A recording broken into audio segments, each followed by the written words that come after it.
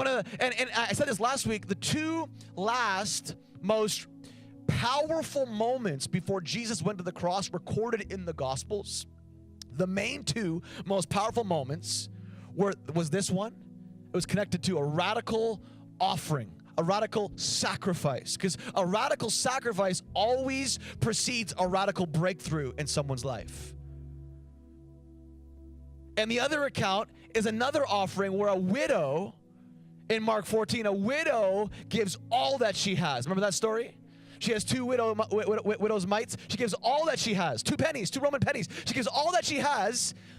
And Jesus watched it and said, wow, she has given more than the people that were wealthy gave out of their surplus. Because it's not about the size of the gift, it's about the size of the sacrifice. And God measures the sacrifice based on how much it hurts the person. And he could tell by the way she was carrying herself, because he would watch people go and drop money into the offering, into the money box at the front. He would watch it, and he'd watch the way that they would go about it. He'd watch the environment in which they were doing it. He'd watch the pain. He could see inside of the heart. He could see how easy it was for some and how hard it was for others. And he said to this one woman, to his disciples, guys, let this be a model for you. Because there'll come a time where you're going to give more than your money. You're going to give your life. See, this was just simply a prophetic act before Jesus died that would prophesy the future to the disciples of what they would give, and it would be more than money. It would be their life. They would become martyrs. It went from money to martyrdom, literally. It's like if you can't even be trusted, what the principle is, if you can't be trusted with worldly riches, I can't trust you with heavenly riches. Luke 16 verse 11. If you are untrustworthy about worldly wealth, who will trust you with the true riches of heaven? This principle was in action here when he was teaching his disciples. Guys, listen, you're going to give your whole life, which is the best type of spiritual richness that you can experience in life. So you're being tested with your money. Watch this woman.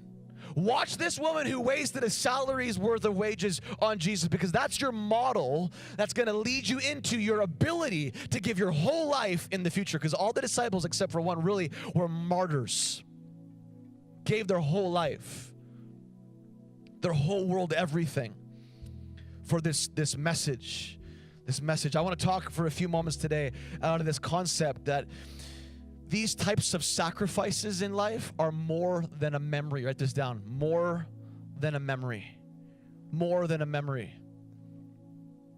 There's always both struggle and success found in sacrifice. Do you know that people are remembered more for their sacrifice than their worldly success? Every time people are on their deathbed, how many times have you heard the story of people wishing they did it more of this or more of that? What ended up happening was they were so much about what the world defines as success, and they got it all, but they sacrificed along the way their family. They sacrificed along their way their marriage. They sacrificed along their way the important things in their life. So whether it's negative or it's positive, in the end, you're remembered for your sacrifice. What you gave up to get what you got. That's what you're remembered for. Legacy, really, an inheritance is all about sacrifice. You wouldn't even have an inheritance unless somebody else sacrificed for you. So in the end, everything good, inheritance or legacy, is a result of somebody else's sacrifice. You hearing me?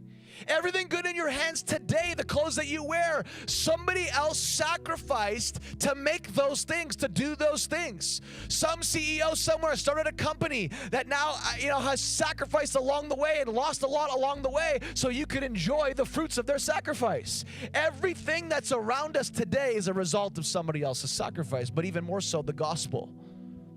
You only are able to know Jesus in relationship because of a sacrifice that he made in and of himself in his body on the cross over 2,000 years ago. It was a sacrifice. Sacrifice always precedes kingdom success. You with me this morning a little bit? There's always a struggle and there's a success. But I want to talk more about the struggle and success that God wants in the context of sacrifice, because both of those things are a part of it. There's the success of sacrifice in the sense that you see the fruit of your sacrifice later on, but there's the struggle within the sacrifice to get you there, and the struggle after you sacrifice to keep believing when all of a sudden, I know Michelle and I, over the years, we've had moments where we've given everything and we have nothing left, and literally we've sacrificed and we know the pain of it, and it's like, wow, we're trusting God with it. It makes no sense, and people around us don't understand it. Why are you doing that? You could have done this, could have done that. But man, there's something so beautiful about the breakthrough and the things that happen as a result of sacrifice that actually, in my mind, equal how God looks at success. But along the way to that, there's so much struggle, and it's hard. And you got to keep believing and reminding yourself that, hey, I got to trust the word. I got to trust the word. I don't want to be like Peter and get my mind off of the word and onto the waves, because when your eyes go off of the word and onto the waves, you begin to sink. You begin to sink, and I want to keep my eyes on what did God say, because when the waves start hitting my feet and they're pulling my attention down from the word and I realize what I have just done, that's when I'm going to sink. I love it because Mark 14 out of the New Living Translation, Mark 14 verse 9 says, I tell you the truth, wherever the good news is preached throughout the world, this woman's deed will be remembered and discussed. Remembered and discussed. I love it in the New King James Version. As I didn't read it out of the New King James, I read it out of the Amplified in the beginning. It actually says what this woman has done will also be told as a memorial to her. That word is remembrance offering. It will be told as a memorial to her. You ever seen what's written on someone's tombstone? Often it's good things, hopefully. It's good things. It's what they've done, what marked their life, their sacrifice, who they were as an individual, some sort of quote or whatever. Well, this moment, this story is more than a memory just for us. And if you're taking notes, write this down. It's more than a memory. It's a model for us. It's a model for us. This woman's sacrifice is a model for us. I can't ever get up here and encourage you to do anything that I already haven't done as a leader. I can't encourage you to do anything that I already haven't navigated through. It doesn't mean I am perfected in anything. Doesn't mean that I have it all together. Doesn't mean that I know all the answers. But if I'm going to encourage someone to do something, I better make sure that I am a model for it. And I can get up here and tell you hundreds of testimonies around everything that I get up here and talk about. And I will continue to do whatever I can to live out what I talk about. Paul, the apostle, said, I'm not gonna preach anything unless I've already lived it out in word and deed. And that should be all of our goals in life. We want to become the message. We don't want to just have a message. We want to become the message. Become the very thing you're trying to get someone else to become, and you only have to use a little bit of you don't need that many words, is what I'm trying to say. You don't need that many words when you are the model for it. You just are the model for it. You're the model for it. I can look at some people on our team, and they're not always the most vocal people. But I look at their lives, and they're the model for consistency. They're the model for loyalty. They're the model for perseverance. They don't schmooze me and encourage me like sometimes I really do need it. but I look at their life, and their life encourages me. Their consistency encourages me. I can't tell you how many people come in this house and tell me, we're all in, man. We're all in. We're going to be all in with you. We'll follow you to the ends of the earth, man. We're all in. We're all in. And then problems happen like they happen in every relationship. And then we're all out, man. We're all out.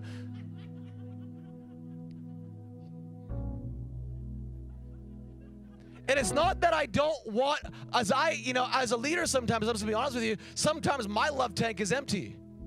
Because I'm a hose. I'm constantly giving, constantly encouraging. And I do need sometimes the encouragement. But I can't forget sometimes to stop. And sometimes the encouragement I need is just to look at the people. Look at the model.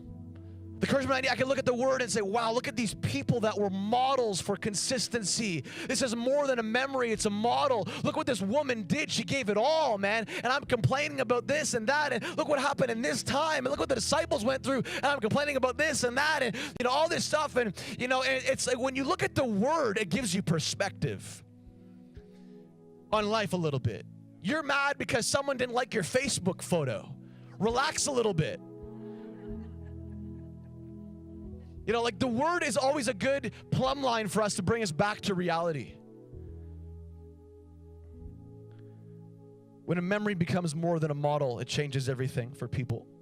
It becomes a legacy.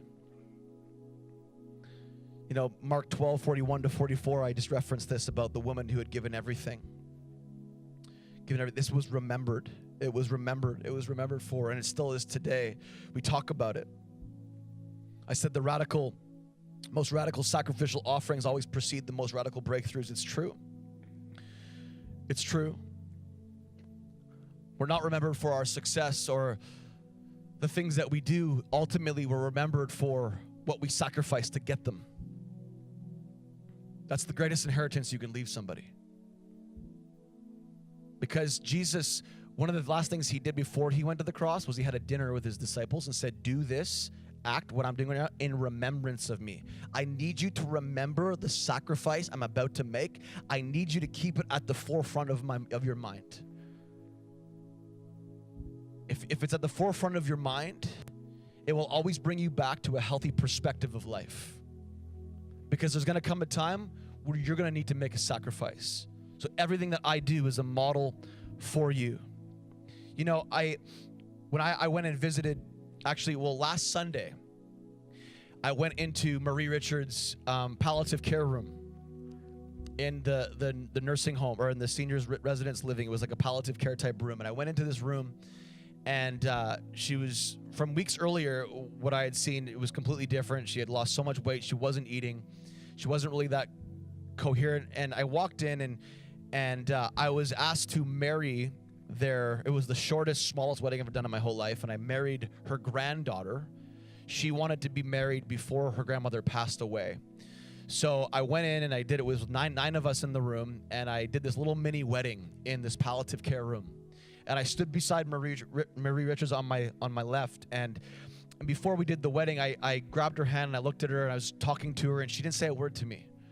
I knew she could tell, and I knew that she knew who I was, but she just didn't have any energy to say anything to me. I knew, and I could just feel like she knew I was present, but she just didn't say anything to me. And I had no conversation with her. No words came out of her mouth. And I just was encouraging her, loving her, praying for her before we did the little mini ceremony. And so then it was time for the ceremony. We did the ceremony. She still didn't say anything. And after the ceremony was finished, I sat down with her a little longer and just said, I hope to see you again. I know I'll see you again. And I had a feeling this probably was the last time I was going to see her. And she died literally 2 days later, but I felt like this was the last time that I was going to see her. And so I left the room. I said my goodbyes. I left the room. And I was like about to leave down the hallway. Her daughters come out, said, come here. Marie wants to talk to you. So it's like I hadn't talked to her the whole time, and now she wants to bring me back into the room to talk to me. Like it was really, really weird. And so I went back in and I got down on my knees, and in this little small voice, let me tell you, you know what her last words were to me? These were her last words. These were the only words that she spoke to me. These were her last words. Sean, did you get my donation for the holiday dream? I couldn't believe it.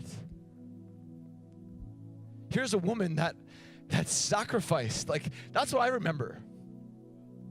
My memory of her is like, she was still, to the last breath, was sacrificing for people in this city. That's what I'll always remember.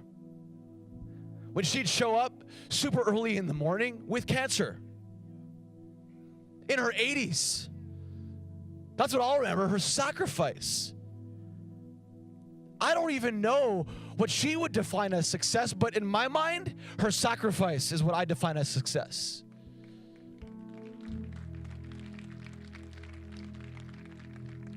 Did you get my donation? What a model. What a model. Number 2, write this down. It's always more than a memory, because a memory is supposed to become a miracle. This person's radical, this widow's, Mary's radical offering of the perfume on Jesus' feet was more than just a memory. It was a miracle. It was a miracle in the making for so many other people. It's not just a model, but it's a miracle, because every time you model yourselves after someone that you look up to, you set up a framework for breakthroughs and miracles in your life. You set up, you create a container or a space for God to do incredible things in your life when you model yourself after someone that you look up to. And we have the word, you guys, to do that. This book is not just a book of fairy tales or historical data. It's a book of life. And when you apply it, things happen. Things happen. If you just know the word in your mind, you're no different than any other religious person that Jesus had the hardest time with. But when you apply the word to your life, you actually bear fruit. Your root systems actually go deep, and you actually grow up, and you actually bear fruit when you apply the word. God does not care how much of the word you know up here. He cares about how much of the word you live around here. You can spend all your time studying about the end times and about this and that and all these things that honestly don't even matter. What matters is that you live out your faith now, love people hard now, and when you die, the only thing he's going to ask is not how much good theology you had, is how much did you do something with that good theology? Did you learn to love well?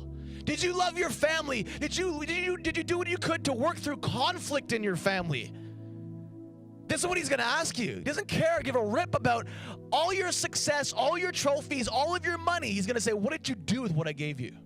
Did you love? Will you be remembered by your family that you were a man or a woman who sacrificed and loved hard and didn't let conflict and stupid stuff get in the way? That's what's going to be remembered. I shared last week a little bit about our journey and the sacrifices that Michelle and I have made along the way. And it's not to say that we're good or we're amazing, but it's just to encourage you that we've worked and are working and constantly trying to apply these things to our life. And I remember I always talk to our kids about with what we have right now and how it doesn't make any sense. And they always ask questions about that. And my wife and I tell our kids our first bed ever when we were married was an air mattress. You ever slept on an air mattress with somebody? You move, they move. You know, it's not like those Posturepedic or whatever, you put a wine glass and jump around and doesn't do anything. This is like you move, they move.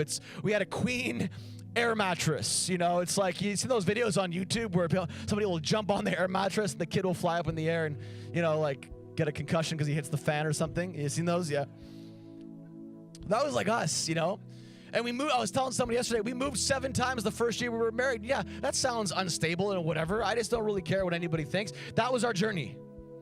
And whether it was right or wrong, God did amazing things on that journey and established in us a foundation of trust in God. That we're going to start our journey as a married couple in trusting God with everything and not trusting in our own effort.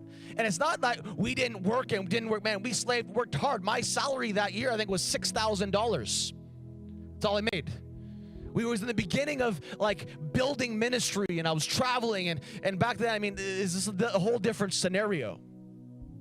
And it was an amazing season, but in that season, we learned at the beginning how to sacrifice and how these things now are going to be more than a memory, not only for us, but for our kids when we share the story.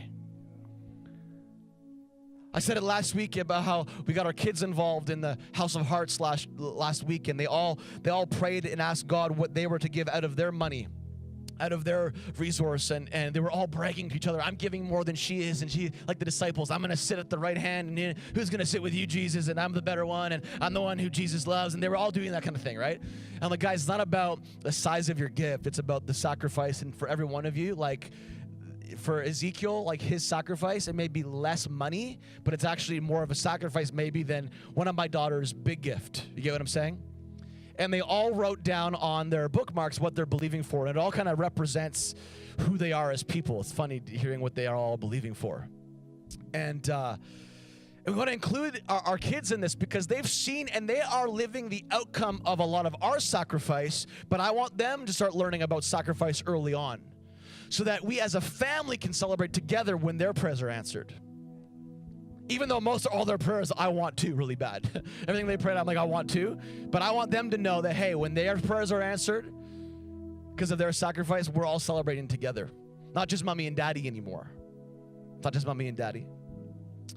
And over the years, we've learned. I shared my story last week about how we emptied one of our entire savings account that we had been building for years. We were going to buy new furniture. I had shared the story about how we sold the whole thing in one of our offerings just like this when we first became mobile as a mobile organization 3 years ago. And then I shared the story about how we moved into our house. It was all of our furniture money, and a businessman sat me down and said, didn't even know what I had done and didn't even know that it was a 1 year later to the week I had given that money, sat me down and said, we want to buy you brand new furniture for your house. And that they literally gave us over $20,000 worth of brand new furniture that we picked out. It wasn't hand-me-down furniture, brand new furniture. And everything in our our part of our story in our house is a testimony, and I can share so many of them. But everything that we've lived even in the last season is a part of the journey of the previous seasons. When we were sitting in the hospital and Michelle was supposed to give birth prematurely to our firstborn daughter, and we got robbed, and we emptied our ministry account for the homeless in our city, and then I got robbed and I had no income for 6 months, and we were just paying our rent, not even had enough money usually to pay our utilities. That's how bad it was at one point. No money for 6 months, and we were just trusting God, and we were doing our part. I'm telling you, we were believing God, but God was bringing us through a specific journey to teach us something in this process. And I remember being in the hospital with my wife. She was there for over a month with a promise over the course of time. And I was in the hospital on Easter Sunday, and that's when we had our House of Hearts offering. And God said to me, leave the hospital just to go give to the offering. And God said to me, give all the money that you have left in your account to pay your bills. It makes no sense, does it? But you see, the life of the kingdom, it makes no sense. What doesn't make sense to you always makes the most sense to God, because God doesn't want your money, He wants your heart. And when the money has your heart, He's like, hey, I want your money. So I drove to the church and gave the money, and on the card I wrote, God, we've been believing for a house and stability and a full-term baby and all these things. I wrote them on the card, and literally gave that money. Within literally 2 months, our finances changed around entirely in June of that year. Within 3 months, we were given a financial gift that allowed us to get into our first house. It's awesome. I'm like, God, you're so good. It doesn't make any sense. I wasn't asking for it necessarily,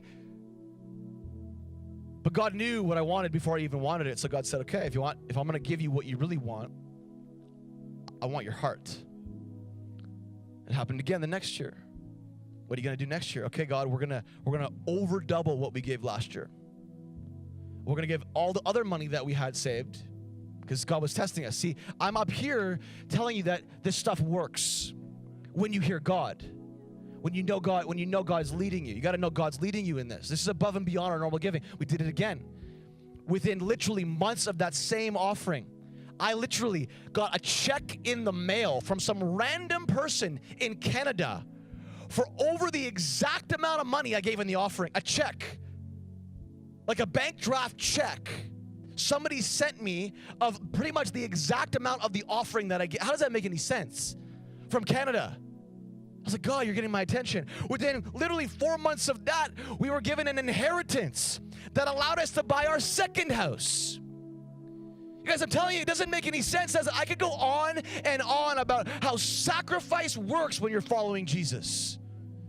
Go on and on. I remember one time we were it was in a meeting one time. You guys okay? It was in a meeting one time, and it was in 2009. It was October. And it was an interesting season. This was actually just before the miracle I just told you happened. we got this inheritance. This is just before. And God was testing my heart. And somebody walked into our office back when we had a building and we're living in the promised land, kind of, not really. But somebody walked into my office and handed me a $20 bill. Said, I just want to sell this into you. I'm like, oh, okay, thank you. And we were about to enter into a conference. It was 9 sessions. And this was like a free conference. So every conference we had a free will offering to help sow into the event and sow into the expenses of the event. And so we had 9 sessions. And so I took that $20 and I felt like God said to us, give that money into the offering. So I gave that money to the offering, the first offering. I went to Starbucks in between sessions and I saw a guest speaker that was a friend of mine that I hadn't seen in a while. And she was one of the ones that was there, but I met her at Starbucks randomly. It wasn't the plan. And at Starbucks, out of nowhere, she pulls out of her wallet $150 cash and says, I want to sell this into you. I'm like, wow, that's random. Like, I'm at a Starbucks, okay? And this happens, like 350s. I'm like, random? Wow, thank you. So God said, okay, what are you going to do with that? So I'm going to sow a big portion of that into the next offering. So I sowed a big portion of that into the next offerings. I said we had 9 opportunities to give, right? Most people don't like that, but I've learned long ago, when God offends me and bothers me, he's revealing something in my heart. And it's kind of like offense is kind of like sandpaper. Eventually, the sandpaper gets finer and finer, and you don't feel it anymore. Once you get offended enough in your mind, eventually you're like, oh, I'm just used to getting offended now, but I'm not offended anymore because I'm just used to it, and I see the value of it because now my heart's growing, right? So we gave this money that out of the 350s that I was given back into the offering. Then I come back into the next session. Somebody walks up to me randomly outside in the lobby. I just feel like God spoke to me to give this to you. No, I'm not telling people these stories. You got to understand, like, I'm not saying I'm doing this. It's just happening. Somebody walks up to me and gives me $300. It just keeps increasing. So I'm actually feeling like now I'm playing a game of chess with God. I actually feel like, hey, it's no coincidence I'm playing a game of chess here. Like, okay, I move one pawn, he moves one. Like, we're playing this game now. I can feel my heart being tested because now I want to keep some of the money. Like, where's the line now? I want to keep some of the money. And God just keeps saying to me, if you keep giving, I'm going to keep giving you more, and you're going to end up with more than you started with. So we sowed again a portion of that money. Then, at the end of I think it was the last meeting, it was like heaven broke out. Our real estate agents came in and said, we just feel we want to sow this into you guys. And we're not going to take a commission, but here, we're going to give you $2,000. So I'm like, God, you're just so faithful. See, this is what, if God can get it through you, he'll get it to you. It's always a good test. If he knows you're not closed-fisted on stuff, he'll keep putting more into your open hand. But if your hand's closed like this, he can't get anything in. So I'm like, okay, God, we're going to keep playing this game. So we kept sowing. We kept sowing. Then, on the same night, okay, I got word that because in our new house at the time, we had this like road fee. Someone emailed us and said, we're going to pay your road fee for the next year, which equaled like $800. I'm like, man, this is getting better and better. Then to top it off, at the very end, like we're about to leave the meeting, okay? This woman from Pembroke drives from Pembroke. Her car breaks down on the way to the meeting. So she's late for the meeting because she felt like God said, I want you to go to that meeting and give Sean and Michelle $1,000 to go shopping. Just to bless them as people. That's what she felt. So she's on the meeting. There's like a warfare on her. She can't get there. Her car breaks down. She gets like a tow truck or someone to come help her fix the car. She continues her journey, comes and gives us $1,000 shopping spree. I'm like, God, what the? $20. It all began with a small seed.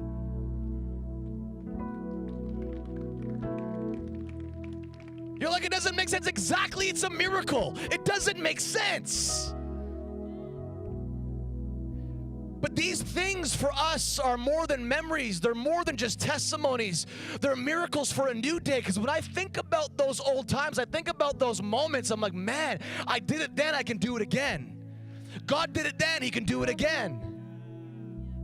Because this makes life way more fun. I don't know about you, it makes life way more scary and way more fun. And as I said last week, the more you acquire in life, the harder and harder it is to let go. Sometimes I look back and I'm like, man, I'm thankful for what I have now, but sometimes having nothing is actually easier than having a lot. That just means I gotta up my game a little bit. I gotta up my sacrifice a little bit. Do you hear what I'm saying? I remember when we moved into our last house. Can you give me a few more minutes here? I know I'm always stealing minutes every day. I just get so excited to share my heart with you. And we moved into our last house. We had this miracle of the furniture, and we got to share our story with our builder, who took care of the whole situation with our house. And I was telling him the story about all these things that happened. The furniture that you see here was a gift, and this is how it happened. I shared the whole story about the offering and how we love God's work, and we're a charity, and talked about, he knows everything that we are, because we actually filmed him on camera as part of a documentary that we were filming. We actually filmed him, so he knew the whole process, and kind of thought probably we were a little bit kooky at one point, but it was great. And he was part of the process, and we got into our house, and I remember along the journey, he actually called me when they were in the middle of doing the basement, because actually my basement wasn't finished when we got the house, and he calls me while I was away and traveling. He said, Sean, did you go into the basement recently? I said, no. He said, are you sure? I said, yeah. I said, why? He said, because we just accidentally drywalled your complete basement. And that was one of the things that we wanted done that we couldn't afford to do, and by accident, which was a miracle, his mistake became my miracle. I said, thank you, your mistake became my miracle. Like, I actually was praying, God, somehow make a way, because drywall after the fact into a basement is a lot more complicated. Quarantining the whole house, getting it through down the stairs, the windows, whatever. I'm like, it would be awesome to have it done. They did it by accident. What a blessing, isn't it? See, these are the ways that God moves sometimes. It's not always money or what you think. It's like little things, and if you can see God in them, I'm telling you, you'll create room for more of those things to happen in your life. So then when we moved in, he talks to me and shows me something in the garage, and he says to me, Sean, did you pay my guy to insulate your garage? Because we actually wanted to insulate our garage, but we didn't have the money to do it. I said, no, I didn't pay your guy to insulate my garage. Well, are you sure? I said, yeah. Are you sure? I'm like, because he insulated your garage. I'm like, what do you mean? I didn't pay your guy. I'm like, I better not get billed for that. He's like, no, I think you paid my guy to insulate your garage. I'm like, no, I didn't. I promise you. He's like, let me check into it. He calls me back. He says, well, you got another miracle. I'm like, what do you mean?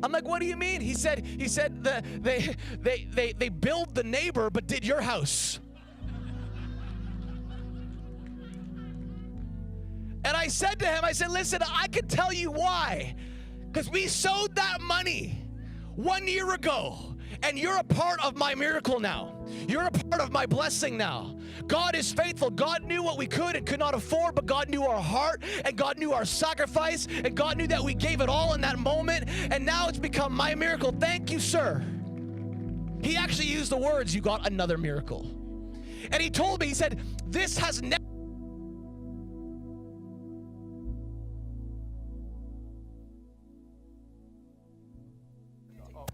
No, I got it.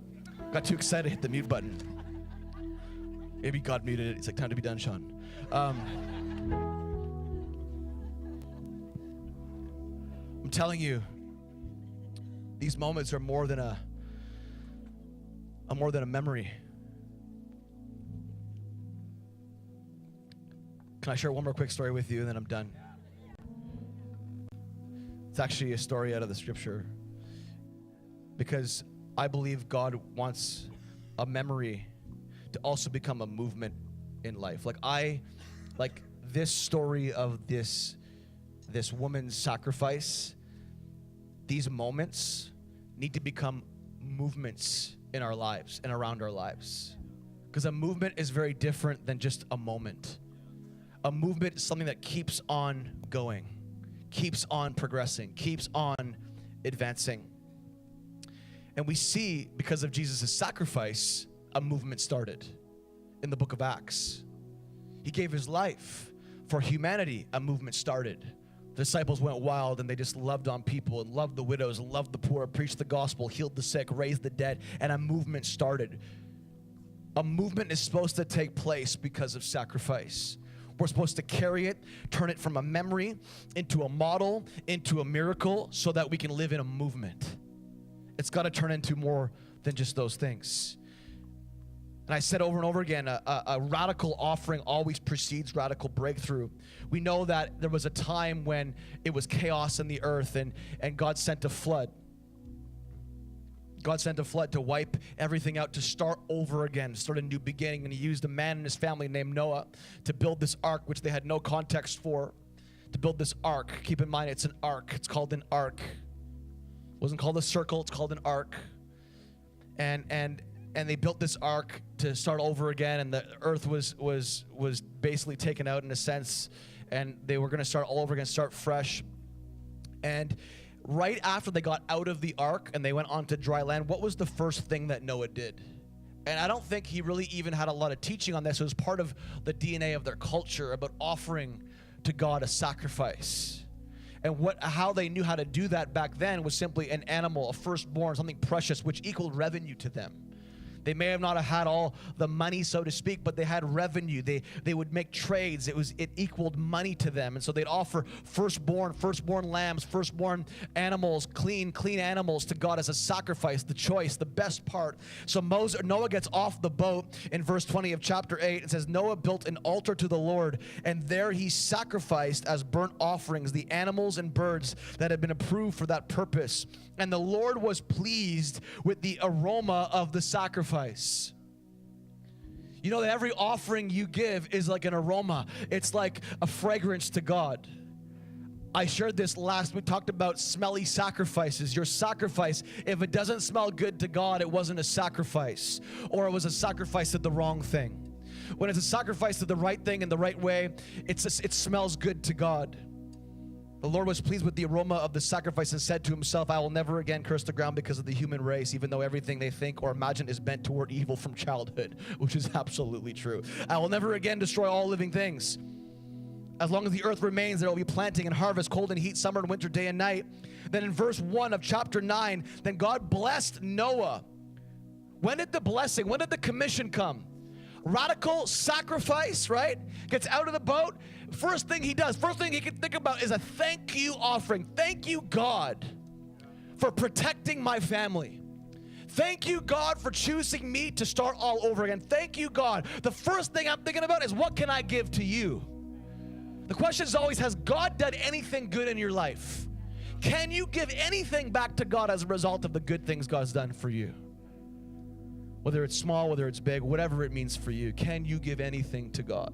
Is always the question. What can you give because of what he's given to you? Noah gave it, sacrificed it. And it says, then verse 1, God blessed Noah and his sons and told them, be fruitful and multiply. Now it's time to live. Now it's time to go after the things I've called you to go after. Now it's time.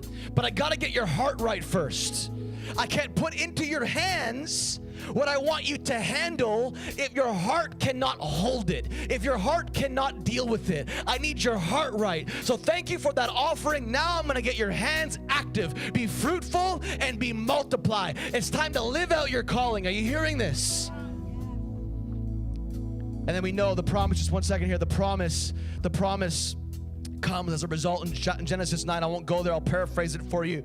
In Genesis 9, verse 12 to 17, now he says, okay, as a result, as a reminder, I'm going to put my sign in the sky called a rainbow, and it will to you look like an ark, to remind you that I'm never going to flood the earth again. I'm going to give you my promise. I'm going to give you my stamp. I'm going to give you this as a memory that will be a model for you, to remind you of the miracle that I did, to remind you of the movement that I started when I said, be fruitful and multiply, and what that will do to all humanity. That one word, that one phrase, what it will do to all humanity. I'm going to put my memory, my sign in the sky called a rainbow. Do you know that a rainbow, if you see it from the right angle in the sky, it isn't actually an arc, it's a circle.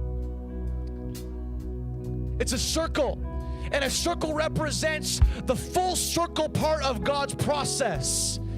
that we always come back around, and what starts as a stepping out of faith always ends in something good. It's the first full circle promise of God. You know why you put a ring on someone's finger? To represent promise and covenant? Because it represents the rainbow, which actually is not an arc, it's a circle if you see it right. It's God's promise in the sky that says, hey, I will break through on your behalf if I can get you to break through on your own behalf in your heart and offer me something good because of what I've given you. You hearing this?